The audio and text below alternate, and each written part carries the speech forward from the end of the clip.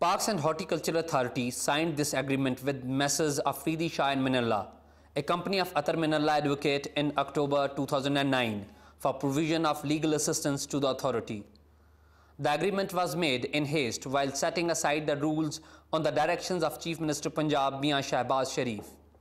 According to the company's website, this company is run by three partners: Syed Mansoor Ali Shah, Yahya Afridi and Athar Minallah advocate. Interestingly, 2 out of 3 members of the company have assumed their offices as judges in Lahore and Peshawar High Courts.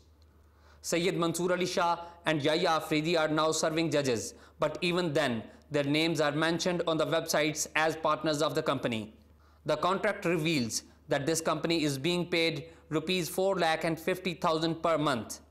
Earlier, a panel of lawyers were being paid only 55,000 per month for the same services.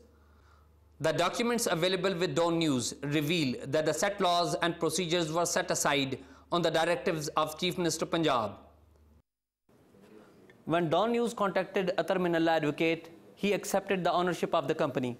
However, he said his Lahore office is independent in making decisions, but he will investigate the matter. Azaz, Syed, DawnNews, Islamabad.